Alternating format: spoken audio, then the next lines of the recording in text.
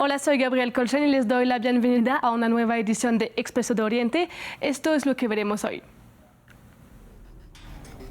En medio de intensos bombardeos sobre el Líbano, se confirmó un acuerdo de cese el fuego de 60 días entre Hezbollah e Israel. Analizamos con nuestra corresponsal las condiciones de este acuerdo. La Corte Penal Internacional ordenó el arresto de Benjamin Netanyahu y su exministro de Defensa Yoav Gallant. Veremos los efectos de un fallo que por primera vez en la historia de esta Corte apunta a un líder aliado a los países occidentales. Y en Cisjordania ocupada con la elección de Donald Trump como presidente de Estados Unidos, los colonos israelíes esperan poder extender los asentamientos ilegales en medio de una creciente violencia contra los palestinos en estos territorios. Empezamos en Líbano, donde se confirmó un muy esperado cese el fuego entre el grupo Hezbollah e Israel. Es lo que confirmó el primer ministro israelí Benjamin Netanyahu, quien prometió retomar los ataques si Hezbollah no respeta las cláusulas de la tregua.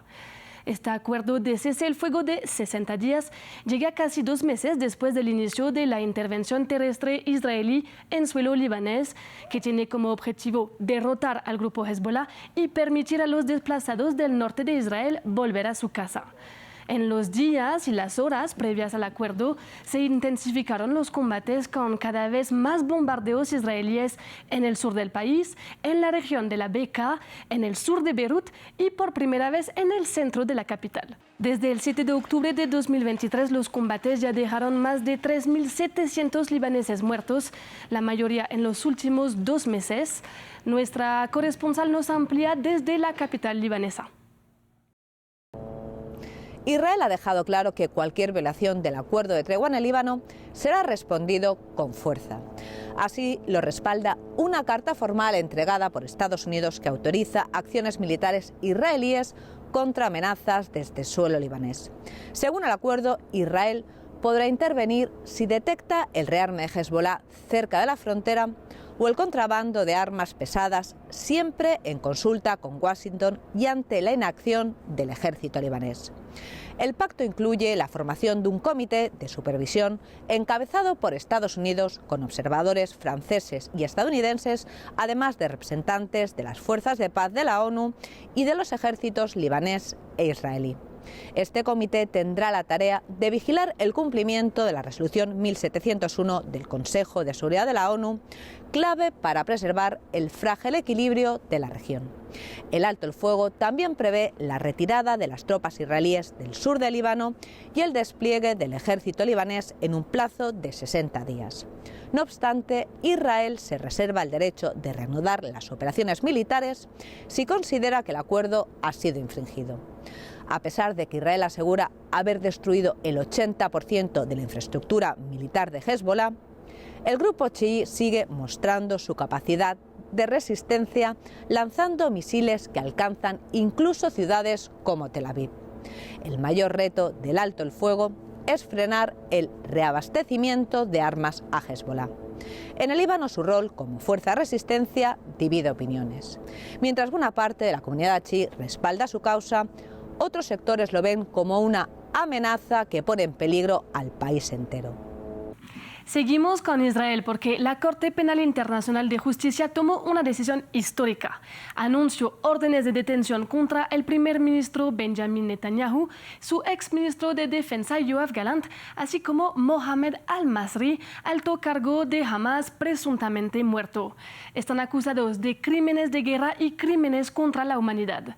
En caso de ser detenidos por uno de los países signatorios del Tratado de Roma, estarían llevados a juicio ante esta Corte.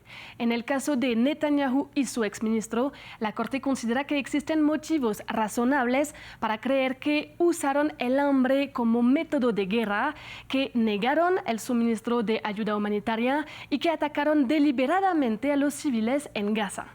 Con esta decisión, los países occidentales se enfrentan a una situación delicada: respetar la decisión de esta instancia internacional y seguir apoyando a su aliado Israel. Si bien el jefe de la diplomacia europea, Josep Borrell, dijo que todos los países de la Unión Europea tienen la obligación de respetar estas órdenes de detención, se duda que todos realmente lo hagan. Por su parte, Estados Unidos, quien no ratificó el Tratado de Roma, ha criticado el fallo de la CPI. Para hablar del tema conectamos con Mariano Aguirre, analista de cuestiones internacionales desde Madrid. Hola Mariano, primero le quería preguntar por qué es inédito e importante este fallo. Bueno, esto es realmente una orden de detención inédita en la medida que hasta ahora, desde su creación y desde 2002, la Corte Penal Internacional solamente había emitido órdenes de captura, bien sea contra dictadores y presuntos culpables de violaciones masivas de derechos humanos en África, en el caso de los Balcanes, y también más recientemente contra el presidente Putin en Rusia luego de la invasión de Rusia a Ucrania. El haber ahora emitido una orden de detención contra un primer ministro de un país considerado democrático, considerado con unos vínculos, que tiene unos vínculos muy fuertes con Europa y muy especialmente fuertes con los Estados Unidos, y que además es el primer ministro de Israel, realmente hace que esta sentencia históricamente, digamos, tenga que ser tenida muy en cuenta. Y bueno, aunque no todos los países van a respetar probablemente este fallo, igualmente, ¿en qué aísla aún más a Netanyahu en la escena internacional?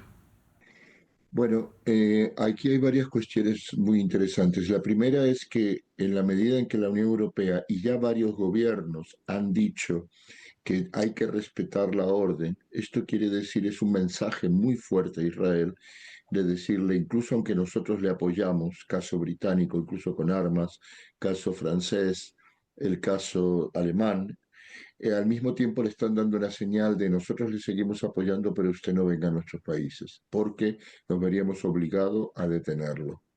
Al mismo tiempo, esto genera, en este momento va a generar unas tensiones muy fuertes entre Europa y los Estados Unidos, en la medida que el futuro presidente Trump prácticamente podemos decir que aborrece la Corte Penal Internacional. En su día incluso ordenó en la presidencia anterior, ordenó prácticamente una orden de detención de la antigua jefa de la Corte Penal Internacional.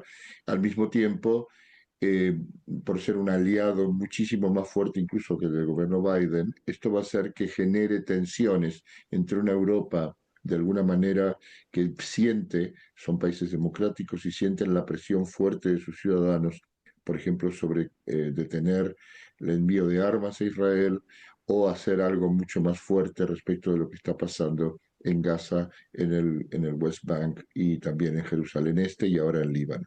Por lo tanto, creo que vamos a encontrarnos con un escenario de tensiones euroatlánticas, Estados Unidos, y a su vez un aislamiento mayor para Israel.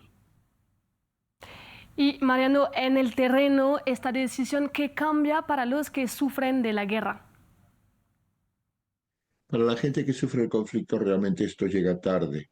Al mismo tiempo, creo que son diversas dimensiones.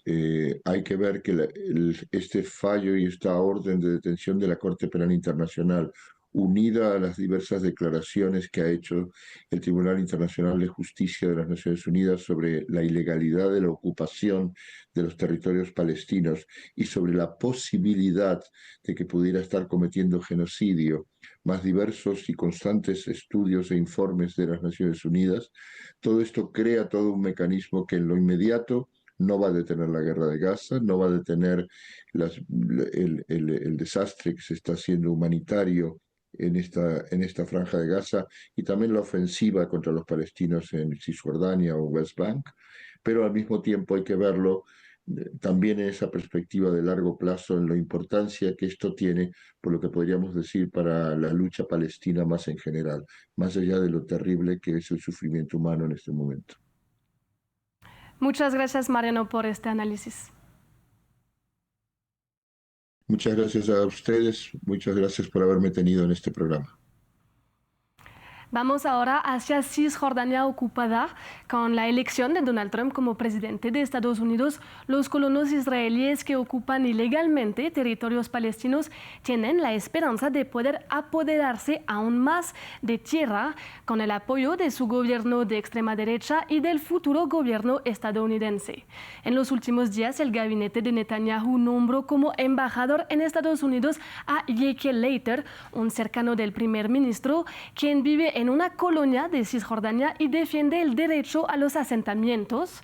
Por su parte, Donald Trump anunció el nombramiento como embajador en Israel del pastor cristiano evangélico Mike Huckabee, que promueve el derecho a las colonias judías en territorio palestino. Veamos más en el siguiente informe. A una hora, al norte de Jerusalén, casas y árboles se levantan en medio del desierto. Es el asentamiento de Shiloh. Aunque la ONU considera ilegales todas las colonias judías en territorios palestinos ocupados, los habitantes de Shiloh exigen el derecho a poder vivir en esta tierra. Para mí es básico. El gobierno israelí tiene que tomar la decisión de aplicar la soberanía en esta zona para ofrecer más servicios a la población. La elección de Donald Trump como presidente de Estados Unidos, quien nombró a polémicos pro-israelíes para ocupar puestos diplomáticos claves, podría tener un efecto en Cisjordania ocupada. Creemos que unos Estados Unidos fuertes significarán un Israel fuerte y creo que la nueva administración comprende y aprecia el derecho que tenemos como judíos al corazón bíblico. Los colonos tienen la esperanza de poder multiplicar aún más los asentamientos ilegales con el objetivo de empoderarse completamente de Cisjordania ocupada, que llaman Judea y Samaria. Esperaría que la administración estadounidense comprendiera mejor nuestros derechos históricos, nuestros derechos legales y las necesidades reales de ambas poblaciones para que seamos el poder soberano aquí en Judea y Samaria en algún momento en el futuro. Desde el 7 de octubre de 2023, los ataques de colonos contra palestinos se han multiplicado, así como los asentamientos ilegales en Cisjordania ocupada, con la aparente voluntad del gobierno israelí de continuar en esta línea. Llegamos así al final de esta edición de Expreso de Oriente. Muchas gracias por acompañarnos y los invito a seguir toda la información en France 24 y france24.com.